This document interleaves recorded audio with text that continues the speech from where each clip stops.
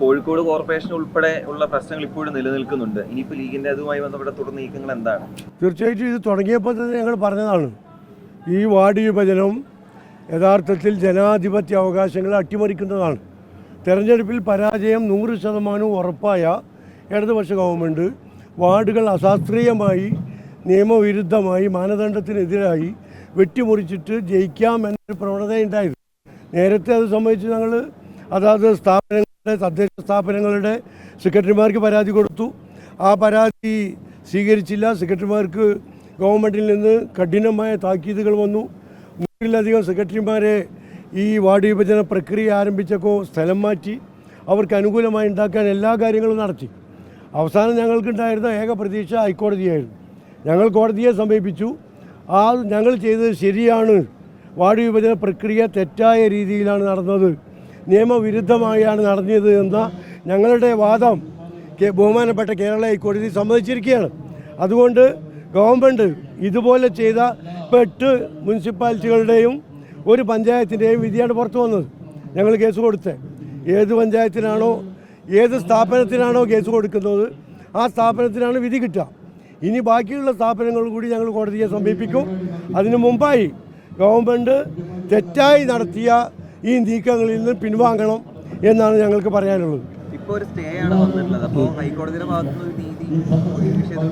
തീർച്ചയായിട്ടും ആ സ്റ്റേ എന്ന് പറഞ്ഞത് ഞങ്ങൾ പറഞ്ഞത് ശരിയാണ് എന്ന് കോടതിക്ക് തോന്നിയത് കൊണ്ടാണല്ലോ സ്റ്റേ കിട്ടുന്നത്. അപ്പോൾ അതുകൊണ്ട് നീതിയിൽ ഞങ്ങൾക്ക് പ്രതീക്ഷയുണ്ട്, കോടതികളിൽ ഞങ്ങൾക്ക് വിശ്വാസമുണ്ട്. X7 പോലുള്ളൊരു വ്യായാമ കൂട്ടായ്മയ്ക്കെതിരെ കോഴിക്കോട് CPM ജില്ലാ സെക്രട്ടറി പെട്ടെന്നൊരു സുപ്രഭാതത്തിൽ ജമാഅത്തെ ഇസ്ലാമിയുടെ SDPയുടെ ആരോപണം ഉന്നയിക്കുന്നു.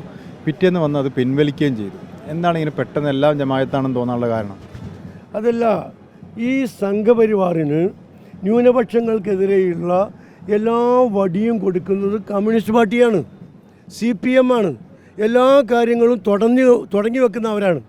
എന്നിട്ട് 2-3 ദിവസം കഴിഞ്ഞ് പിൻവലിക്കും. അപ്പോഴേക്ക് ഇത് മറ്റുള്ളവർ സംഘപരിവാറുകൾ രാജ്യത്തിലെ വർഗീയ തീവ്രവാദികളെ ഏറ്റെടുത്ത് നാട്ടിന് പുറത്തും ഒക്കെ പ്രചരിപ്പിക്കും. ഈ പ്രക്രിയ ഇതിൽ തുടങ്ങിയതല്ല. നേരത്തെ മലപ്പുറത്തെ കുട്ടികൾ പരീക്ഷ പാസ്സായപ്പോൾ അത് കോപ്പി അടിച്ചാണ് എന്ന് പറഞ്ഞ് സഖാക്കളാണ്.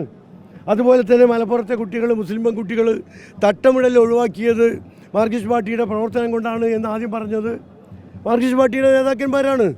ഇത്തരം കാര്യങ്ങളൊക്കെ ആദ്യം കൊണ്ടുവരുന്നത് CPM ആണ്. പിന്നീട് അവർ മെല്ലെ ഒഴി. നമ്മൾ കണ്ടല്ലോ, CPM ജില്ലാ സെക്രട്ടറി അതിൽ നിന്ന് പിന്മാറി. ഞാനങ്ങനെ പറഞ്ഞിട്ടില്ല. നിങ്ങളെടുത്തില്ലേ ക്ലിപ്പ്? എന്താണ് അദ്ദേഹം പറഞ്ഞതെന്ന്? ലോകം മുഴുവൻ കണ്ടതല്ലേ. കണ്ട് ആളുകൾ എടുത്തൊക്കെ പ്രചാരം പോയി കഴിഞ്ഞാൽ പിൻവലിക്കുക. ബഹുമാനപ്പെട്ട മുഖ്യമന്ത്രി ചെയ്തതാണ്. ഡൽഹിയിൽ വെച്ച് ഹിന്ദുവിന് അഭിമുഖം കൊടുത്തു, പറയാൻ പാടില്ലാത്തൊക്കെ പറഞ്ഞു. 2 ദിവസം കഴിഞ്ഞപ്പോൾ ഹിന്ദുവിന് കത്തയച്ചു. ഞാനങ്ങനെ പറഞ്ഞിട്ടില്ല. അപ്പോൾ ഈ കത്തയച്ച ആരും അറിയില്ല. ഈ പറഞ്ഞത് അന്തരീക്ഷത്തിൽ നിറഞ്ഞു നിൽക്കുകയാണ്.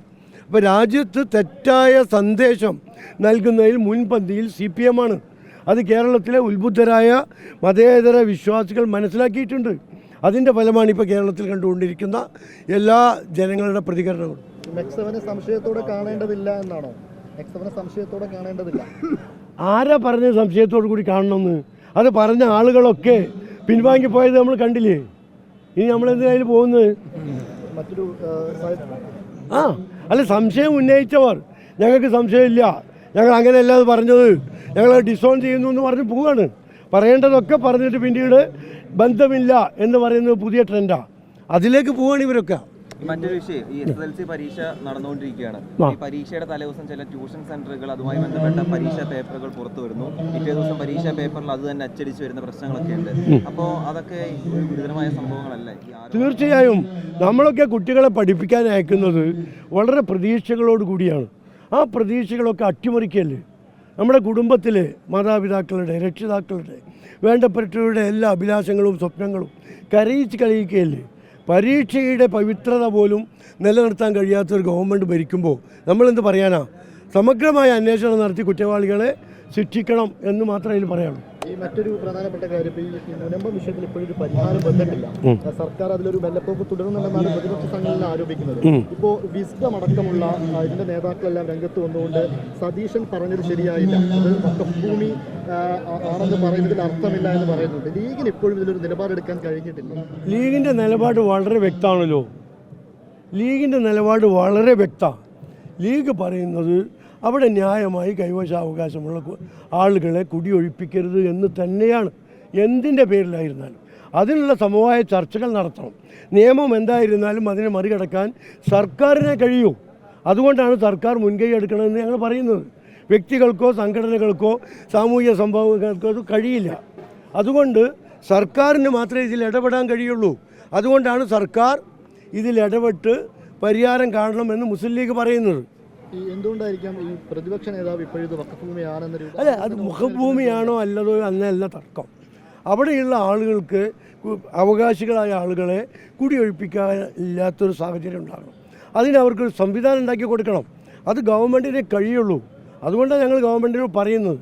എന്തുകൊണ്ട് ഗവൺമെൻറ് ഇടപെടുന്നില്ല, ആക്ട് ചെയ്യുന്നില്ല? മറ്റൊരു പ്രധാനപ്പെട്ട പ്രശ്നം ഈ സമസ്ത CIC വിഷയത്തിൽ ഇപ്പോഴൊരു പരിഹാരത്തിലേക്ക് അത് എത്തിയിട്ടില്ല. രണ്ടു കൂട്ടരും അങ്ങോട്ടും ഇങ്ങോട്ടും വാർത്താ സമ്മേളനം വിളിച്ച് ഇതൊരു പരിഹാരം കാണാതെ മുന്നോട്ട് പോകുന്ന സാഹചര്യമാണുള്ളത്.